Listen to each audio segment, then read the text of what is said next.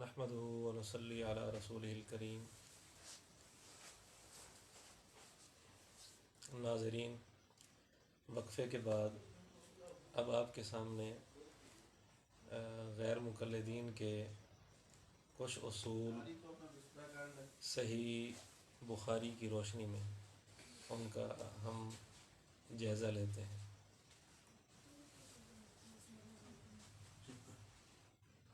गैर मुक़ल्लिदीन का ये उसूल है जो लोगों को ये बताते हैं कि एक तरफ सही बुखारी की हदीस हो और दूसरी तरफ दूसरी किताबों की हदीस हो तो अमल सही बुखारी की हदीस पर किया जाएगा और दूसरी किताबों की हदीस पर अमल नहीं किया जाएगा। गैर मुक़ल्लिदीन ये भी उसूल बताते हैं कि एक तरफ एक हदीस सनद के एतबार से ज़्यादा सही है और एक और हदीस सनद के एतबार से उसके मुकाबले में कमज़ोर है, तो जो हदीस सनद के एतबार से ज़्यादा सही है हर हाल में अमल उस पर किया जाएगा। ये उसूल इमाम बुखारी रहमतुल्लाह अलैह के बिल्कुल सरासर ख़िलाफ़ हैं।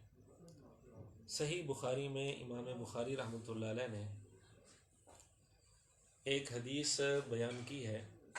सैयदना अनस रज़ी अल्लाह ताला अन्हु, इमाम बुखारी रहमतुल्लाह अलैह ने बुखारी में बाब कायम किया मा युज़करु फ़िल फ़ख़िज़, रान के बारे में उन्होंने एक हदीस लिखी।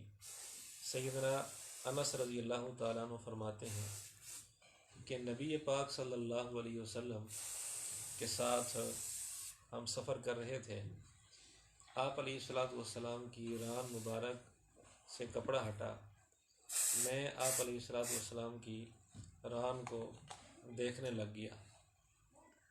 आप अलैहिस्सलातु वस्सलाम ने कपड़ा मज़ीद हटा दिया। ये हदीस बिल्कुल सही है और इस हदीस से मालूम होता है कि रान सतर का हिस्सा नहीं है। और एक और हदीस है, नबी पाक सल्लल्लाहु अलैहि वसल्लम का इरशाद है अल फ़ख़िज़ु औरतुन, रान सतर है। ये हदीस बुखारी शरीफ की हदीस नहीं है। इमाम बुखारी रहमतुल्लाह अलैह ने इसका हवाला दिया है लेकिन सनद के साथ इस हदीस को नकल नहीं किया। दूसरी किताबों के अंदर यह हदीस सनद के साथ मौजूद है। अब इमाम बुखारी रहमतुल्लाह अलैह फरमाते हैं कि हज़रत अनस रज़ी अल्लाह ताला अन्हु वाली जो हदीस है वो असनद है, यानी सनद के एतबार से ज़्यादा मजबूत है।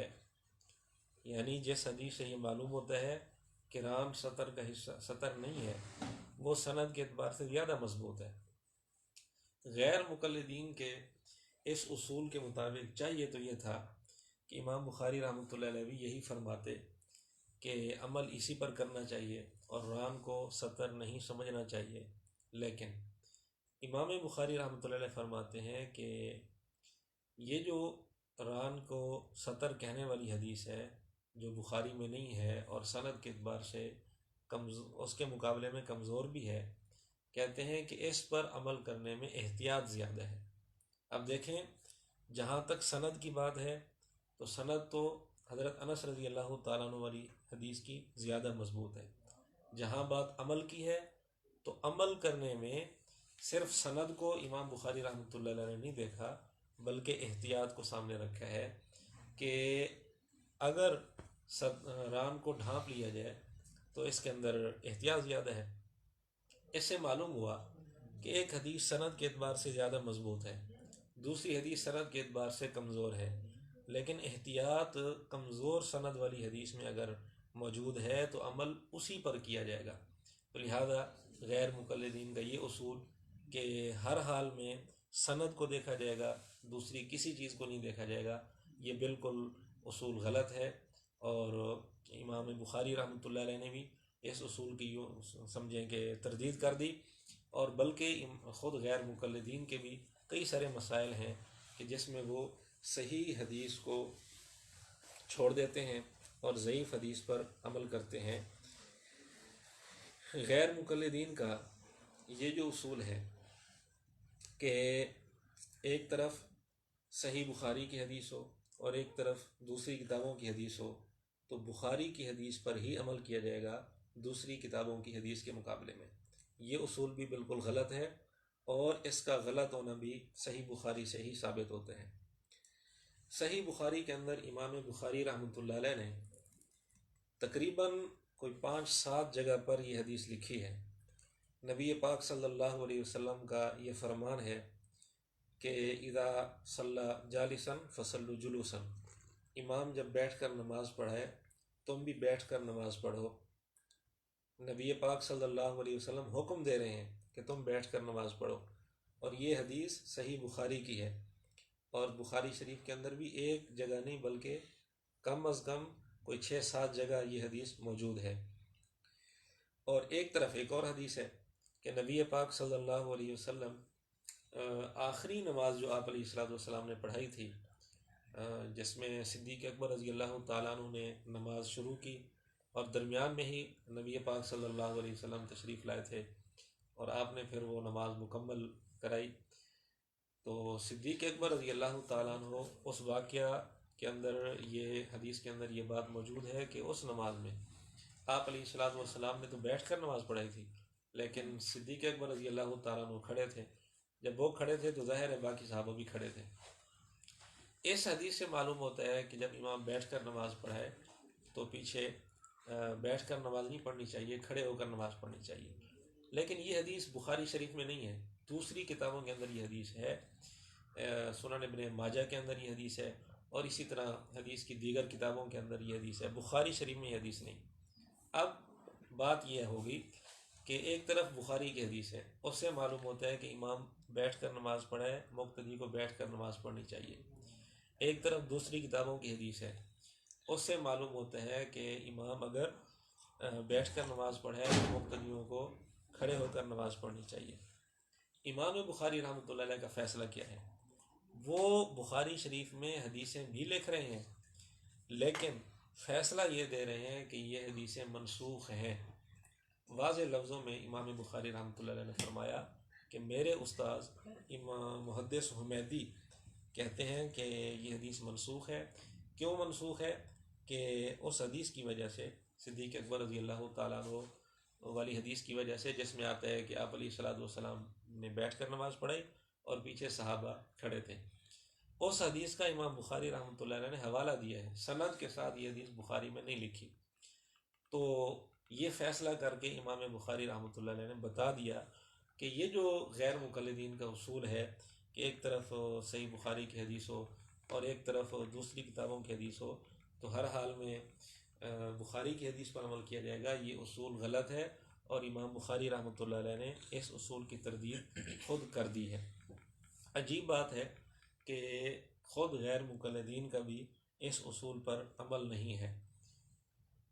مثال کے طور پر صحیح بخاری کے اندر یہ حدیث ہے کہ نبی پاک صلی اللہ علیہ وسلم جوتے پہن کر نماز پڑھا کرتے تھے۔ صحیح بخاری صفحہ 56 پر یہ حدیث ہے، اور امام بخاری نے باب بھی یہی قائم کیا ہے، باب الصلاۃ فی النعال یا باب الصلاۃ فی النعال۔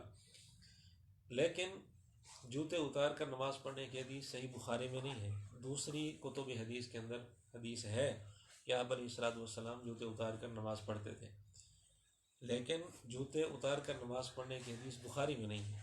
اب دیکھیں، ایک طرف صحیح بخاری کی حدیث ہے جوتے پہن کر نماز پڑھنا، دوسری طرف دوسری کتابوں کی حدیث ہے۔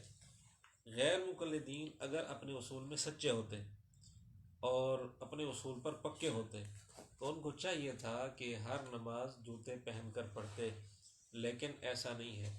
غیر مقلدین نماز جوتے اتار کر پڑھتے ہیں، تو اس سے معلوم ہوا کہ خود غیر مقلدین بھی اپنے اس اصول پر کاربند نہیں ہیں، اپنے اس اصول پر پکے نہیں ہیں۔ ان کا اصول صرف رفع یدین یا ایک دو مسائل کی حد تک ہوتا ہے، باقی مسائل میں یہ اپنے اصول کو خود ہی چھوڑ دیتے ہیں۔ یہ ان کے خود ساختہ اصول ہیں کہ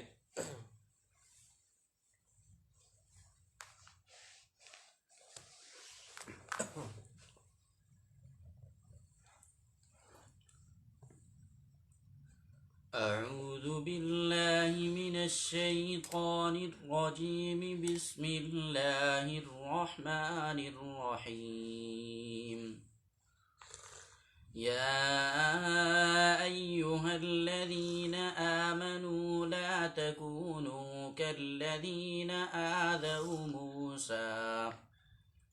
آذوا موسى فبرأه الله مما قالوا وكان عند الله وجيها يا أيها الذين آمنوا اتقوا الله وقولوا قولا سديدا يصلح لكم أعمالكم ويغفر لكم ذنوبكم ومن يطع الله ورسوله فقد فاز فوزا عظيما إنا عرضنا الأمانة على السماوات والأرض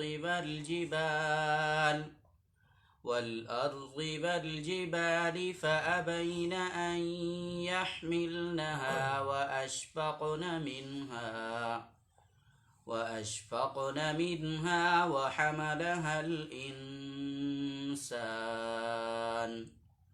إنه كان ظلوما جهولا ليعذب الله المنافقين والمنافقات والمشركين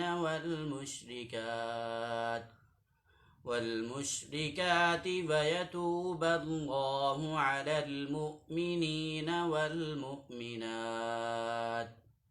وكان الله غفورا رحيما آمنت بالله صدق الله العظيم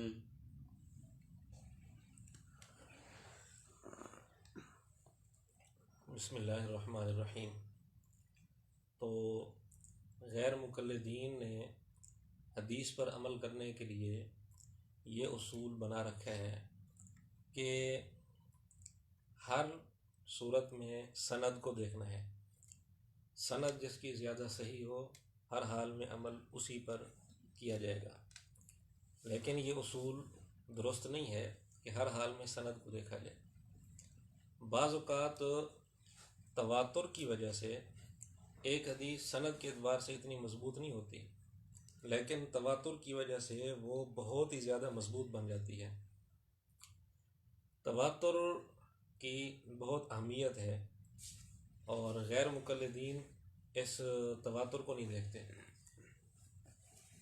اس کی ایک مثال سمجھیں۔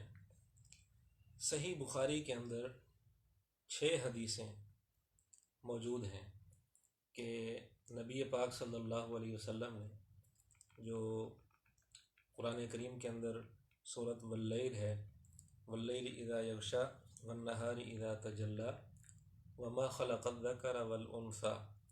اب تواتر کے ساتھ جو قرات چلی آ رہی ہے وہ یوں ہے، لیکن صحیح بخاری کے اندر 6 حدیثیں اس بات پر موجود ہیں کہ آپ علیہ الصلوۃ والسلام نے یہ قرات یہ صورت یوں پڑھی تھی، واللیل اذا یغشا والنہار اذا تجلی والذکر والانثی، وما خلق کا لفظ اس میں نہیں ہے، والذکر والانثی۔ یہ صحیح بخاری کے اندر حدیثیں ہیں اور صحیح مسلم کے اندر بھی حدیث ہے اور سنن ترمذی کے اندر بھی حدیث ہے، صحیح ابن خزیمہ کے اندر بھی حدیث ہے، صحیح ابن حبان کے اندر بھی حدیث ہے، اور اسی طرح اور بھی حدیث کی بہت ساری کتابوں کے اندر یہ حدیث موجود ہے۔ مسند احمد کے اندر بھی یہ تقریباً 50 سے زائد حدیثیں اس بات پر موجود ہیں۔ اب بالکل صحیح حدیثیں ہیں، لیکن تواتر کے ساتھ جو قرات ہے وہ قرات یہی ہے، واللیل اذا یغشا والنہار اذا تجلی وما خلق الذکر والانثی۔ غیر مقلدین بھی قرات یہی پڑھتے ہیں، وما خلق الذکر والانثی۔ اب ہمارا غیر مقلدین سے یہ سوال ہے کہ اگر ہر حال میں سند کو دیکھنا ہے، تواتر کو نہیں دیکھنا، تو غیر مقلدوں کو چاہیے کہ آج سے قرآن کریم بھی اس سند کو سامنے رکھتے ہوئے قرآن کریم یوں ہی پڑھیں، والنہاری اذا تجلی والذکر والانثی پڑھا کریں، وما خلق الذکر والانثی نہ پڑھا کریں۔ لیکن اگر وہ بھی وما خلق الذکر والانثی پڑھتے ہیں تو اس کا مطلب یہ ہے کہ تواتر کی اہمیت کا وہ بھی انکار نہیں کر سکتے۔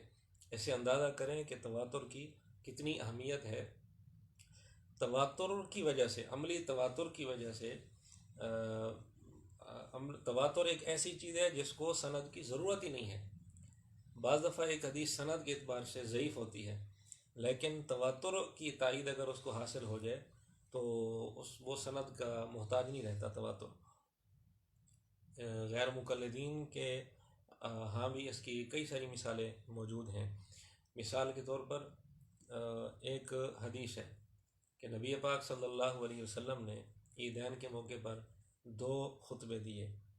اب عید کے موقع پر 2 خطبوں کی صراحت جتنی احادیث میں ہے، غیر مقلدین خود مانتے ہیں کہ سب کی سند ضعیف ہے، لیکن وہ یہ بھی لکھتے ہیں کہ چونکہ تعامل اور تواتر کی تائید اس کو حاصل ہے کہ پوری امت کے اندر معمول یہی چلا آ رہا ہے، 2 خطبے پڑھتے ہیں، تعامل اور تواتر کی وجہ سے یہ حدیثیں مضبوط بن جاتی ہیں اور قابل عمل بن جاتی ہیں۔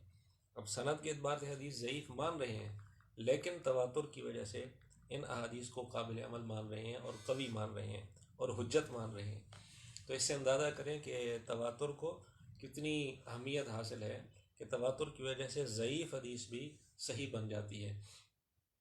اسی طرح ایک حدیث میں ہے کہ الماء طہور لا ينجسہ شیء، پانی پاک ہے، اس کو کوئی چیز ناپاک نہیں کر سکتی۔ بعض احادیث میں یہ بات آئی ہے، ایک استثناء آیا ہے، الا ما غیر لونہ و طعمہ و ریحہ، کہ جو چیز پانی کے ذائقے کو یا رنگ کو یا بو کو تبدیل کر دے تو اس سے پھر پانی ناپاک ہو جاتا ہے۔ اب جس حدیث میں یہ استثناء موجود ہے سب کی سندیں ضعیف ہیں، لیکن اس کے باوجود غیر مقلدین نے اپنی کتابوں کے اندر یہ لکھا ہے کہ اگرچہ ان کی سند ضعیف ہے لیکن تعامل امت اور تواتر کی وجہ سے یہ ضعف ختم ہو جاتا ہے اور حدیث بالکل صحیح بن جاتی ہے۔ تو اس سے معلوم ہوا کہ تواتر ایک ایسی چیز ہے کہ جو سند کا محتاج نہیں ہے۔ تو اسی سے پھر ایک اور مسئلہ بھی سمجھ میں آ گیا کہ 20 رکعت تراویح پر جو حدیث پیش کی جاتی ہے مصنف ابن ابی شیبہ کے حوالے سے کہ نبی پاک صلی اللہ علیہ وسلم رمضان میں 20 رکعتیں اور 3 وتر پڑھا کرتے تھے، تو یہ حدیث اس کی سند کے اندر اگرچہ ایک راوی ہے جس پر جرح ہے محدثین کی طرف سے، لیکن پوری امت کا تعامل اور تواتر 20 رکعت پر جب چلا آ رہا ہے، اس تعامل اور تواتر کی وجہ سے یہ حدیث راوی کے ضعیف ہونے کے باوجود، سند کے ضعیف ہونے کے باوجود بھی یہ حدیث بالکل صحیح بن جائے گی تعامل اور تواتر کی وجہ سے۔ اگر تواتر کی اہمیت کا انکار کرنا ہے تو پھر غیر مقلدوں کو چاہیے کہ صحیح بخاری کے مطابق قرآن کریم واللیل اذا یغشی والنہار اذا تجلی والذکر والانثی پڑھا کریں، ورنہ اس کے مقابلے میں کوئی صحیح حدیث دکھا دیں جس کے اندر قرات یہ لکھی ہو وما خلق الذکر والانثی، صحیح حدیث نہیں ہے، یعنی سند کے اعتبار سے صحیح حدیث، وہ صرف اور صرف تواتر کی وجہ سے ہم یہ قرات پڑھتے ہیں اور غیر مقلدین بھی پڑھتے ہیں۔ عجیب بات ہے، غیر مقلدین بھی قرات وہی پڑھتے ہیں قرآن کریم کی امام عاصم کوفی رحمۃ اللہ علیہ۔ امام عاصم کوفی کی قرات غیر مقلدین پڑھتے ہیں۔ قاری قرآن کریم کی قرات جو 7 قراتیں مشہور ہیں یا 10 قراتیں مشہور ہیں تو مختلف قاریوں کے نام سے مشہور ہیں، ان میں ایک امام عاصم کوفی رحمۃ اللہ علیہ ہیں، ان میں مکی قاری بھی ہیں جیسے، اور مدنی قاری بھی ہیں، امام نافع ہیں، امام ابن کثیر ہیں، اور دوسرے علاقوں کے قاری بھی ہیں۔ مکی قاریوں کی قرات غیر مقلدین نہیں پڑھتے اور مدنی قاریوں کی قرات نہیں پڑھتے، کوفی قاری کی قرات پڑھتے ہیں۔ عجیب بات ہے کہ کوفی قاری کا قرآن تو پڑھ لیتے ہیں لیکن کوفہ کے امام کی نماز ان کو پسند نہیں ہے۔ کیا صحابہ رضی اللہ تعالیٰ عنہم جب قرآن کریم کوفہ کے اندر لائے تھے تو ساتھ نماز نہیں لائے تھے؟ یقیناً لائے تھے۔ جس طرح کوفہ والوں کا قرآن معتبر ہے اور غیر مقلدین پڑھتے ہیں، اسی طرح ان کو چاہیے کہ کوفہ والوں کی نماز پر بھی اعتراض نہ کریں۔ یہ عام طور پر اگرچہ جب ان کو مطلب ہوتا ہے، جیسے قرآن کریم کوفی قرات کے مطابق پڑھتے ہیں، لیکن عام طور پر یہ کوفہ والوں پر یہ جرا کرتے ہیں اور اس کو اہمیت گھٹانے کی کوشش کرتے ہیں، اور جیسے کوفہ کے رہنے والے جو فقہا تھے اور محدثین تھے، غیر مقلدین ان کو اہمیت نہیں دیتے، حتیٰ کہ یہ بھی انہوں نے جملہ مشہور کیا ہوا ہے کوفی لا یوفی۔ تو ان کو معلوم ہونا چاہیے کہ ان کے اس نظریے کی تردید بھی خود صحیح بخاری سے ہوتی ہے۔ صحیح بخاری کے اندر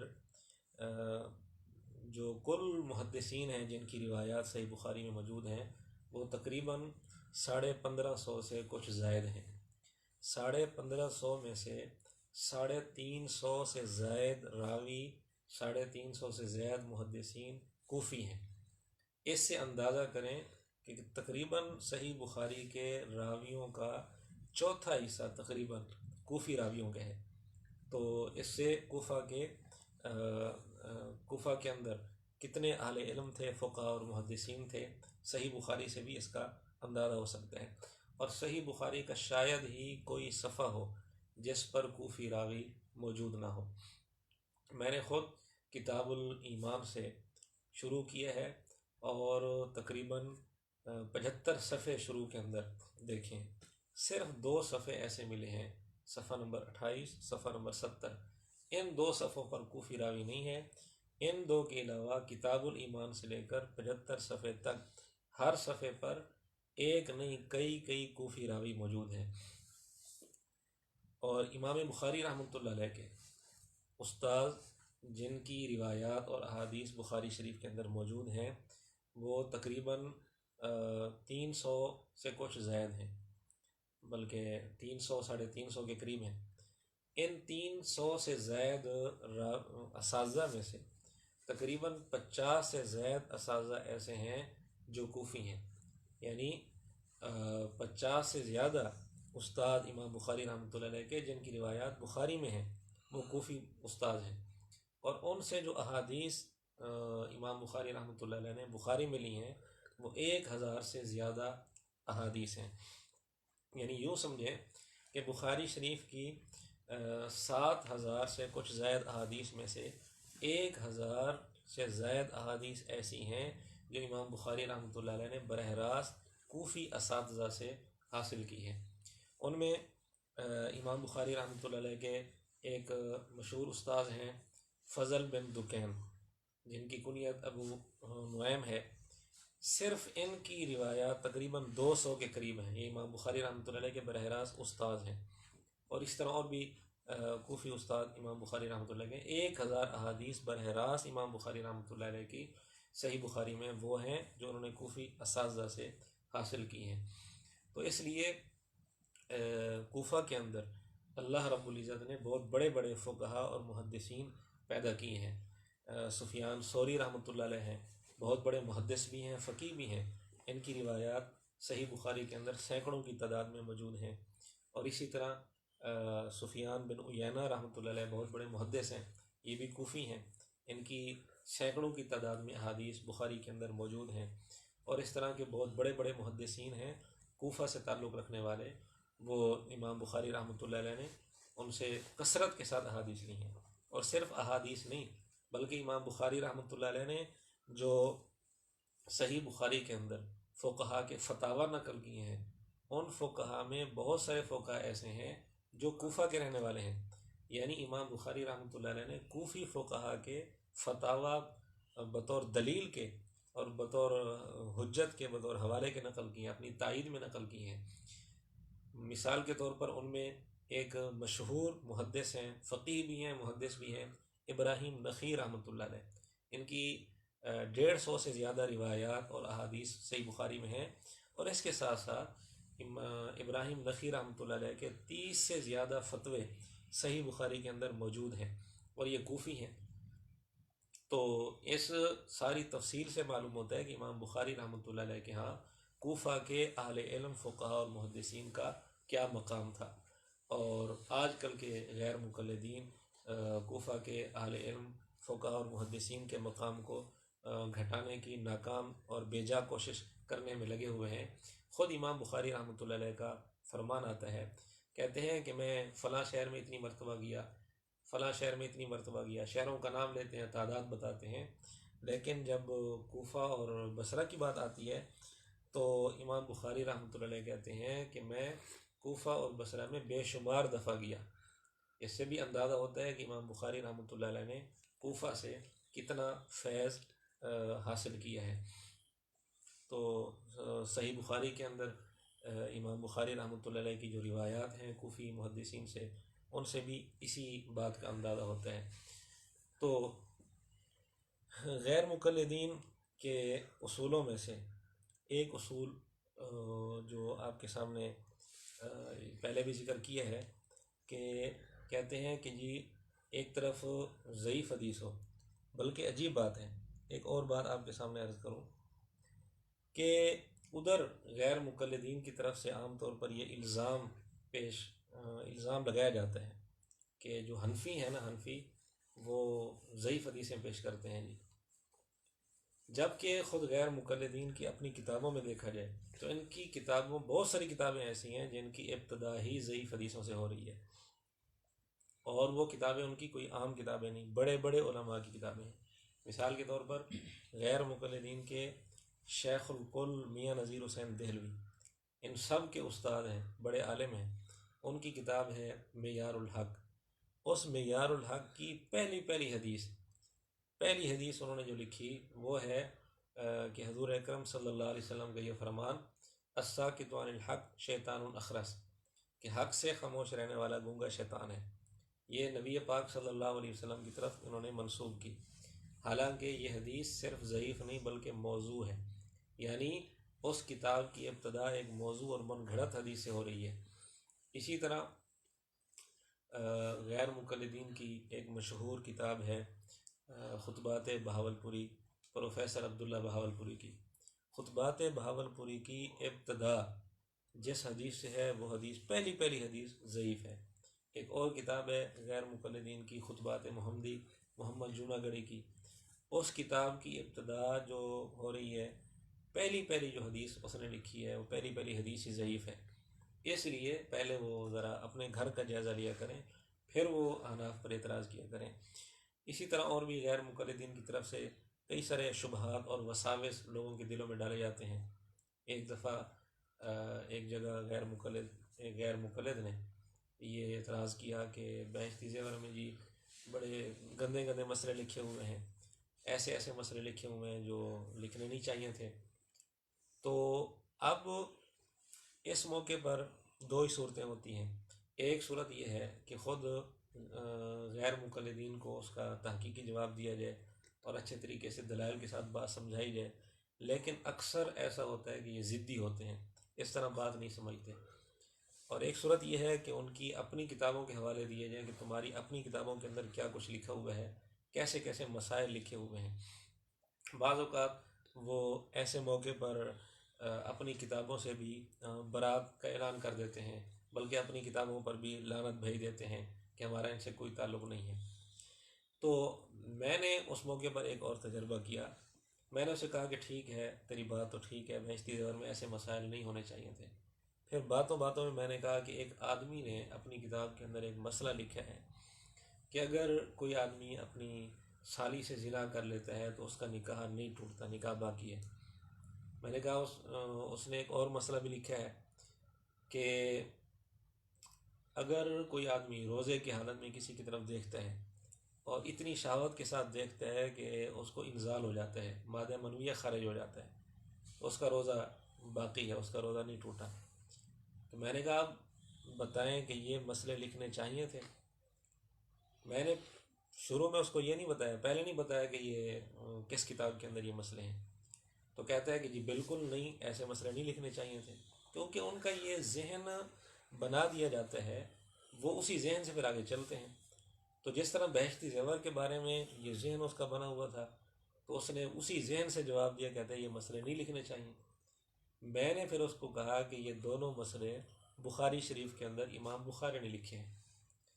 تو جو ہی اس نے یہ بات سنی فوراً پھر خاموش ہو گیا، کوئی بات اس نے نہیں کی، بار بار اس سے پوچھنے کے باوجود خاموش بیٹھا رہا۔ تو اس طرح کے مسائل جو عوام الناس، عام لوگوں کی نظروں میں عجیب سے معلوم ہوتے ہیں، حالانکہ ان کو ذکر کرنا شرعی طور پر اس میں کوئی عیب نہیں ہوتا، بلکہ ضروری ہوتے ہیں، لیکن عوام الناس کے سامنے جو مسائل جو عجیب سے معلوم ہوتے ہیں ان کو اچھالتے ہیں اور عوام الناس کے سامنے پیش کر کے فقہ سے متنفر کرنے کی کوشش کرتے ہیں۔ ایسے مسائل خود صحیح بخاری کے اندر امام بخاری رحمۃ اللہ علیہ لکھیں۔ اسی طرح ایک اور کسی غیر مقلد سے واسطہ پڑھے، آپ اس سے پوچھ لیں کہ ایک آدمی نے اپنی کتاب کے اندر یہ مسئلہ لکھا ہے، کتے کا جھوٹا پانی اگر موجود ہے، کوئی اور پانی نہیں ہے، صرف کتے کا جھوٹا پانی موجود ہے، تو اس پانی سے وضو کر لے اور ساتھ تیمم بھی کر لے۔ فوراً غیر مقلدین کی طرف سے جواب یہی ہوگا کہ یہ مسئلہ غلط ہے۔ پھر آپ اس کو کہیں کہ یہ مسئلہ بخاری میں لکھا ہوا ہے، امام بخاری رحمۃ اللہ نے لکھا ہے، اس کا پھر ان کے پاس کوئی جواب نہیں ہوتا، کیونکہ بخاری شریف پر وہ جرأت نہیں کر سکتے اور ہمت نہیں کر سکتے فتویٰ لگانے کی۔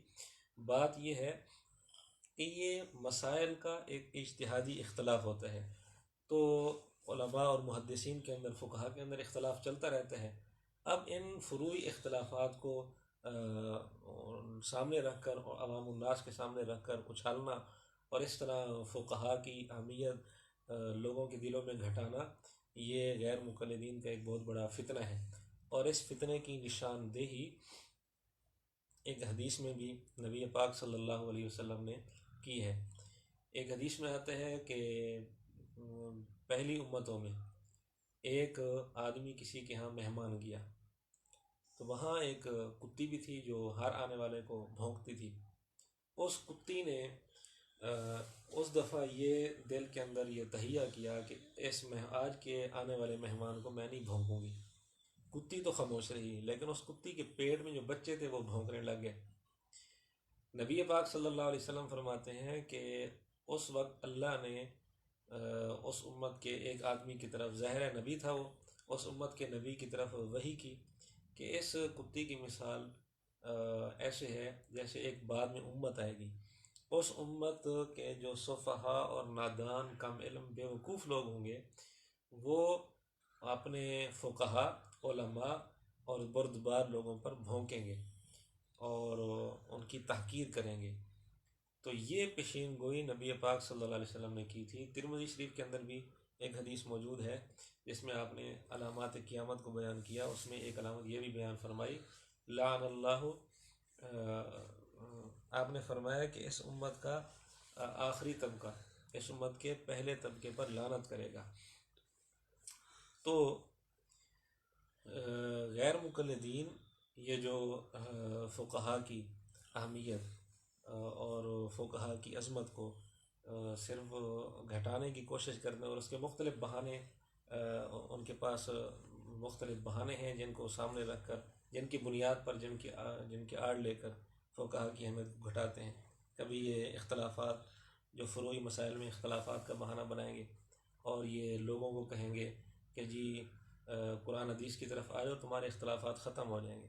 نعوذ باللہ، فقہا نے دین کو ٹکڑے کر دیا، دین کے 4 ٹکڑے کر دیے۔ حقیقت یہ ہے کہ غیر مقلدین کے اپنے آپس میں اتنے سخت اختلافات ہیں کہ ایک دوسرے کو کافر تک یہ کہتے ہیں۔ خود نماز کے مسائل لے لیں، نماز کے اندر ان کے آپس میں سخت اختلافات موجود ہیں۔ نماز کا مثال کے طور پر کوئی مسئلہ ایسا نہیں جس کے اندر غیر مقلدین کا آپس میں اختلاف نہ ہو۔ رکوع کے بعد ہاتھ باندھنا ہے یا چھوڑنا ہے، اتنا ان کا آپس میں سخت اختلاف ہے کہ آپس میں کتابیں لکھی گئی ہیں۔ اب اگر کوئی غیر مقلد کہتے ہیں کہ ہمارے مذہب کی طرف آ جاؤ، تمہارے اختلافات ختم ہو جائیں گے، تو ہمارا سوال یہ ہے کہ تم پہلے اپنا اختلاف تو ختم کرو، دعوت بعد میں ہمیں دینا، پہلے اپنے اختلاف ختم کرو۔ رکوع کے بعد ہاتھ باندھنا ہے یا چھوڑنا ہے، ان کا ایک مولوی رسالے لکھ رہا ہے، کتابیں لکھ رہا ہے کہ جی رکوع کے بعد ہاتھ چھوڑنے چاہیے اور ہاتھ باندھنا بدعت ہے، اور دوسرا کتابیں لکھ رہا ہے ان کا مشہور مولوی ہے شیخ العرب والعجم ہے بدیع الدین راشدی، اس نے باقاعدہ کتاب لکھی کہ رکوع کے بعد ہاتھ باندھنا سنت ہے اور ہاتھ چھوڑنا خلاف سنت ہے۔ اس طرح کے بہت سارے مسائل میں، خود نماز کے بہت سارے مسائل میں ان کے آپس میں اختلافات ہیں اور دھڑے ہیں، گروہ بندی ہے۔ تو یہ کس منہ سے کہتے ہیں کہ ہمارے مذہب کی طرف آ جو اختلافات ختم ہو جائیں گے؟ یہ صرف اور صرف ان کو فقہا کے ساتھ بغض ہے اور اناد ہے، اور اسی فرقے کی بقول امام قرطبی رحمۃ اللہ علیہ کے حدیث میں نشاندہی کی گئی ہے۔ نبی پاک صلی اللہ علیہ وسلم نے ایک حدیث میں جو فرمایا کہ پہلی امتوں میں 72 فرقے تھے، میری امت میں 73 فرقے ہوں گے، ایک فرقہ جنت میں اور باقی جہنم میں جائیں گے۔ امام قرطبی رحمۃ اللہ علیہ نے تفسیر قرطبی میں یہ بات بیان فرمائی کہ آخر اس امت کے اندر ایک طبقے کا اور ایک فرقے کا اضافہ کیوں ہو گیا؟ نبی پاک صلی اللہ علیہ وسلم کا جو اضافہ فرما دیا کہ اس امت کے اندر ایک فرقہ زائد ہوگا، یہ فرقہ کون سا ہے؟ تو خود ہی فرماتے ہیں کہ یہ فرقہ وہ ہے کہ جو فقہا پر طعن کرے گا، فقہا کے ساتھ بغض رکھے گا، اور فقہا کے ساتھ بغض رکھنے والا فرقہ یہی فرقہ ہے غیر مقلدین کا، جن کو فقہا کے ساتھ بغض ہے۔ اور اگرچہ وہ الگ بات ہے کہ ضرورت کے موقع پر فقہا کی اندھی تقلید کرتے ہیں، فقہا کے بغیر ان کا چارہ بھی نہیں ہے، فقہا کے حوالے دیتے ہیں جب ان کو اپنا خود مطلب ہوتا ہے، لیکن یہ جب مطلب نہیں ہوتا فقہا پر کیچڑ بھی یہ اچھالتے ہیں۔ تو یہ غیر مقلدین اس دور کا بہت بڑا فتنہ ہے۔ دعا ہے اللہ رب العزت ہمیں غیر مقلدین کے شر سے اور ان کے فتنے سے محفوظ فرمائے اور اس فتنے کو سمجھنے کی توفیق عطا فرمائے۔ وآخر دعوانا الحمدللہ۔